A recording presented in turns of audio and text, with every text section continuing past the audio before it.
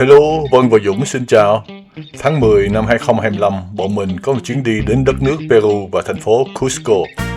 Thành phố Cusco là cố đô của người Inca. Đế chế Inca từng là nền văn minh hùng mạnh nhất Nam Mỹ, trải dài trên dãy Andes và phát triển rực rỡ từ thế kỷ 15, trước khi bị người Tây Ban Nha chinh phục vào thế kỷ 16. Cusco cũng là điểm khởi đầu cho hành trình đến kỳ quan Machu Picchu của tụi mình. Dành vài ngày khám phá Cusco, bọn mình không chỉ thích thú với những con phố lát đá, cổ kính, những quảng trường nhộn nhịp mà còn khám phá thêm nhiều nét văn hóa độc đáo của người Inca xưa. Đặc biệt, bọn mình rất ấn tượng khi biết về tục bó đầu của trẻ nhỏ là một phong tục cổ của vùng Andes. Trong đó, hình dạng hộp sọ được thay đổi từ khi còn bé như một dấu hiệu thể hiện địa vị hoặc sự gắn kết với cộng đồng. Đất nước Peru theo địa hình được chia thành 3 vùng chính. Vùng bờ biển trải dài từ phía tây của vùng vườn nhiệt đới nằm ở phía đông. Ngăn cách giữa hai vùng này là dãy Andes, là vùng núi cao của Peru. Bọn mình cùng nhóm bạn bay từ Lima, làm thành phố ở vùng biển, lên vùng núi cao để đến Cusco. Khoảnh khắc máy bay hạ cánh giữa những dãy núi Andes nhấp nhô thật sự ấn tượng. Cusco nằm ở độ cao 3.400m so với mực nước biển, nên trước đó bọn mình ai cũng đã uống thuốc chống sốc độ cao theo hướng dẫn của bác sĩ. Từ trên cao nhìn xuống, Cusco như bức tranh màu cam khổng lồ. Những mái ngói đất nung phủ kín thung lũng, hòa cùng màu đất và màu núi của dãy Andes bao quanh. Chỉ ở Cusco vài ngày nhưng tụi mình rất mến thành phố nhỏ nằm giữa thung lũng của dãy Andes này. Đây là nơi kết hợp hài hòa giữa di sản Inca, kiến trúc Tây Ban Nha và cuộc sống hiện đại của người Peru đã tạo nên nét độc đáo và rất ít thành phố nào trên thế giới có được. Quảng trường Plaza de Armas là nơi nhộn nhịp nhất, với nhà thờ chính tòa Cusco nổi bật ngay trung tâm. Cusco thật nhộn nhịp với phố xá và cuộc sống hiện đại, vừa giữ được nét cổ kính rất riêng qua từng bức tường đá, con đường lát đá và những dấu tích Inca còn lại. Buổi sáng quảng trường luôn đông đúc, còn buổi tối với ánh đèn vàng khiến cả thành phố trở nên ấm cúng, và mặc dù hơi lạnh nhưng bọn mình cũng muốn đi dạo quanh phố xá.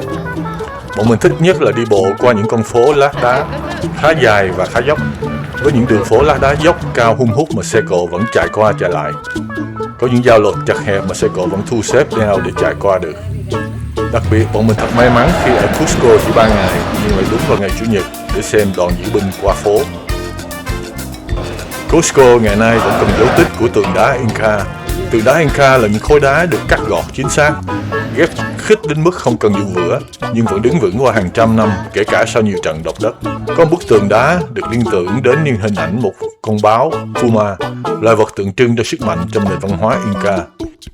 Khi người Tây Ban Nha chinh phục Cusco vào thế kỷ 16, họ đã phá hủy nhiều công trình Inca để xây dựng thành phố theo phong cách châu Âu. Tuy nhiên, họ nhận thấy nền móng và các bức tường đá của người Inca quá vững chắc, nên đã giữ lại và xây nhà thờ, tu viện, dinh thự ngay phía trên. Hệ thống dẫn nước Sapachana là một trong những nơi thể hiện rõ sự giao thoa giữa hai nền văn minh. Người Inca xây dựng hệ thống dẫn nước từ hàng trăm năm trước, còn người Tây Ban Nha sau này đã bổ sung những vòm đá lớn để gia cố công trình. Một trải nghiệm thú vị trong chuyến đi là buổi học âm nhạc truyền thống Cusco. Đi theo các con phố lên dốc xuống đèo, coi những xóm nhỏ dễ thương, bọn mình đã đến được lớp học âm nhạc.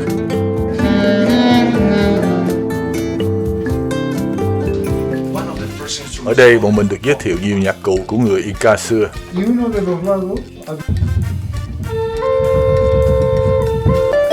Một điều thú vị trong văn hóa Inca là sự sáng tạo trong âm nhạc.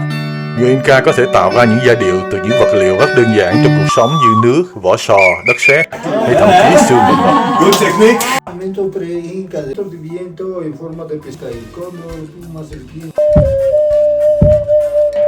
Đối với họ, âm nhạc không chỉ để giải trí mà còn gắn liền với nghi lễ, thiên nhiên và đời sống tinh thần, và là câu chuyện của nền văn hóa Inca qua nhiều thế hệ.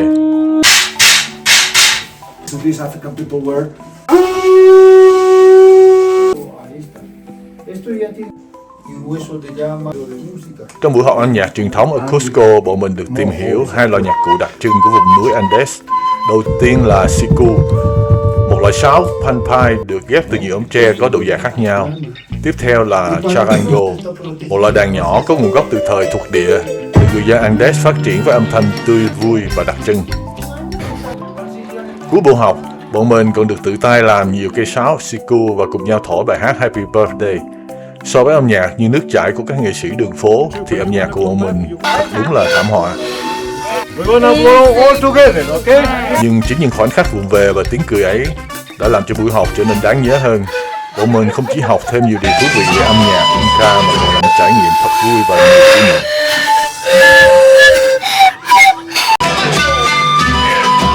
One, two, three.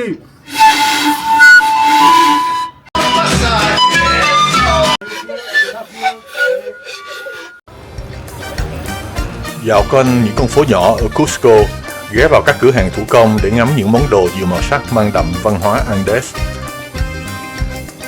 Bọn mình cũng ghé cửa hàng khá đông khách để chọn mua những chiếc áo poncho nhiều màu sắc, vừa giữ ấm cho chuyến đi lên Machu Picchu, vừa chuẩn bị thêm những bộ ảnh thật đẹp giữa khung cảnh núi non hùng vĩ. Bọn mình cũng rất thích thức ăn ở Cusco vừa ngon và vừa nhiều màu sắc.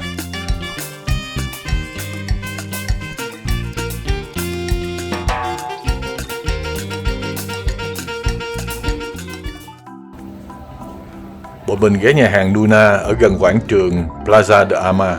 Nơi đây thực phẩm chú trọng sử dụng nguyên liệu hữu cơ địa phương đến từ nông trại vùng Andes. Thực đơn có nhiều lựa chọn phù hợp cho nhiều khẩu vị khác nhau, có cả các món chay, thuần chay và không chứa gluten. Ẩm thực của Peru không chỉ mang dấu ấn của người bản địa Andes và Tây Ban Nha, mà còn có sự giao thoa giữa văn hóa Trung Hoa. Nói chung là lạ, ngon. Do cái vị hả? Vị lạ. Qua cộng đồng người Hoa di cư, món ăn Peru xuất hiện thêm một phong cách đặc biệt gọi là chifa, kết hợp kỹ thuật xào của Trung Hoa với nguyên liệu phong phú của vùng đất Nam Mỹ. Bọn mình cũng ghé qua chợ San Pedro, là một khu chợ truyền thống của Cusco, nơi đây bày bán đủ loại sản phẩm địa phương và các món ăn đặc trưng của vùng Andes. Có nhiều loại thảo dược, ngũ cốc và nhiều loại hải sản. Điều làm bọn mình rất ấn tượng ở chợ San Pedro là những rổ khoai tây đủ màu sắc với hình dạng rất là mắt. Peru là quê hương của hàng ngàn giống khoai tây, mỗi loại có màu sắc, hương vị và cách sử dụng riêng. Nhìn những củ khoai tây nho nhỏ, hình thù ngộ nghĩnh, lắc léo, bọn mình cũng hình dung ra được việc gọt vỏ những củ này đúng là một kỳ công. Bọn mình cũng được thử phô mai địa phương và bánh mì khổng lồ trong chợ. Yes, you can try bread plus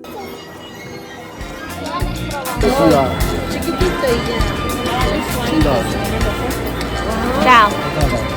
Đây. Cái này như cái đầu tiên thôi. Rồi đi lòng vòng mua sắm, đồ lưu niệm ở đây rất nhiều và vui mắt. Bọn mình bắt gặp những chiếc khăn len alpaca mềm mại, áo poncho nhiều màu sắc, mũ len, túi thổ cẩm và các món đồ thủ công nhỏ nhỏ xinh xinh. Còn có những thú alpaca dễ thương hay các bình trà mang hình ảnh người bản xứ độc đáo thu hút ánh nhìn của các chị em. Mình không phải là tín đồ mua sắm nhưng cũng lấy vài món, một là bình trà hình người và hai chú vicuña bằng gỗ. Điều đặc biệt nhất của Cusco chính là nơi đây hai nền văn minh Inca và Tây Ban Nha cùng tồn tại trong một thành phố. Người Inca xây dựng Cusco như thủ đô của đế chế với những bức tường đá khổng lồ được ghép khích đến mức không cần vữa. Sau khi người Tây Ban Nha chinh phục vùng đất này vào thế kỷ 16, họ đã không phá bỏ hoàn toàn thành phố này mà xây nhà thờ, tu viện và dinh thự ngay trên nền móng Inca. Vì vậy, ngày nay du khách có thể thấy những bức tường đá Inca ở tầng dưới, còn phía trên là các công trình mang kiến trúc thuộc địa Tây Ban Nha.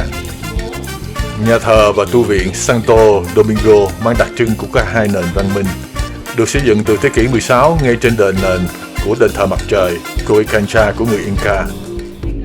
Phần chân tường bằng những khối đá lớn được ghép khích của người Inca vẫn còn nguyên vẹn. Phía trên là các bức tường, mái vòm và tháp chuông mang phong cách kiến trúc Tây Ban Nha. Sự kết hợp này phản ánh rõ giai đoạn chuyển tiếp sau khi người Tây Ban Nha chinh phục Cusco. Đây là một trong những địa điểm thể hiện rõ nhất sự giao thoa giữa hai nền văn hóa. Kiến trúc của nhà thờ là sự kết hợp giữa những bức tường đá Inca và kiến trúc Baroque thời thuộc địa. Bọn mình tham quan ở đây khá lâu, tận mắt nhìn thấy những bức tường đá Inca được ghép hoàn hảo từ hơn 500 năm trước. Đi dạo trong sân trong, nơi thấy rõ nhất sự kết hợp giữa tường đá Inca và kiến trúc Tây Ban Nha. Tàn tích của đền Coricancha vẫn được bảo tồn bên dưới và xung quanh nhà thờ. Coricancha từng có nhiều gian thờ dành cho mặt trời, mặt trăng, các vì sao, sấm sét và những vị thần quan trọng trong tín ngưỡng Inca. Điều đáng tiếc nhất của đền mặt trời từng được dát những tấm vàng phản chiếu ánh nắng, vì vậy mới có tên là Coricancha, có nghĩa là đền vàng. Đây là một cái điểm đứng lên để thấy được tất cả những cái cửa sổ này nó thẳng hàng. Toàn bộ lớp vàng này đã bị lấy đi từ nhiều thế kỷ trước. Ngày nay chỉ còn những bức tường đá Inca còn sót lại. Cạnh bên là bảo tàng Coricancha Museum, trưng bày đồ gốm, công cụ hiện vật Inca và các bộ hài cốt được khai quật, thấy được phong tục của người Inca xưa. Bảo tàng không lớn nhưng bọn mình rất ấn tượng với tục bó đầu làm hộp sọ dài ra. Đây là một phong tục cổ từng tồn tại ở vùng núi Andes. Khi trẻ còn nhỏ, người lớn dùng các tấm gỗ hoặc vải quấn quanh đầu để tạo sức ép nhẹ, khiến hộp sọ phát triển theo chiều dài hoặc dẹt. Vì xương sọ của trẻ sơ sinh còn mềm, hình dạng đầu sẽ thay đổi theo thời gian mà không làm tăng kích thước não. Hình dạng hộp sọ thể hiện địa vị, nguồn gốc hoặc sự thuộc về một cộng đồng nhất định. Mỗi nhóm người có các bó đầu khác nhau nên hình dạng hộp sọ cũng khác nhau. Sacsayhuaman là một khu di tích nằm trên ngọn đồi phía bắc của thành phố Cusco. Từ quảng trường Plaza de Armas, bọn mình đi lên dốc dài để đến Sacsayhuaman và ghé tượng Chúa Cristo Blanco rồi đi bộ về. Sacsayhuaman là một công trình đá ấn tượng nhất của nền văn minh Inca. Những bức tường được xây theo hình zigzag bằng các khối đá khổng lồ, có khối nặng hơn 100 tấn. Điều đặc biệt là các phiến đá được cắt gọt và ghép khít với nhau không cần dùng vữa. Sacsayhuaman nằm trên ngọn cao nguyên bằng phẳng ở độ cao khoảng 3.700m so với mực nước biển. Đứng giữa không gian rộng lớn của Sacsayhuaman với những bức tường đá khổng lồ bao quanh, bọn mình cũng tạm quên đi tuổi tác, trở về những đứa trẻ ngày nào, cùng nhau hát hò, cười đùa và tận hưởng từng giây phút bên bạn bè. Cũng bắt chước dân địa phương chơi cầu trượt đá, những khoảnh khắc giản dị nhưng lại trở thành một trong những kỷ niệm đẹp nhất của Cusco. Nơi đây còn có khung cảnh tuyệt đẹp nhìn xuống thành phố Cusco. Từ trên cao cả thành phố hiện ra với những mái ngói màu đỏ, cam, san sát. Quảng trường nhỏ bé giữa lòng thành phố cổ và dãy núi Andes bao quanh cũng mang sắc màu nâu cam. Những ngày khám phá Cusco thật khó quên với vẻ đẹp hùng vĩ của dãy Andes, những di tích Inca cổ kính và kiến trúc Tây Ban Nha độc đáo. Còn có cả sự thân thiện của con người, sự phong phú của văn hóa và nhịp sống bình yên của qua từng góc phố. Cusco không chỉ là điểm dừng chân trên hành trình để đến Machu Picchu, mà còn là nơi giúp bọn mình hiểu hơn về một nền văn minh rực rỡ vẫn còn thấp thoáng đâu đây. Chắc chắn đây sẽ mãi là một kỷ niệm đẹp trong những tháng ngày lang thang của bọn mình.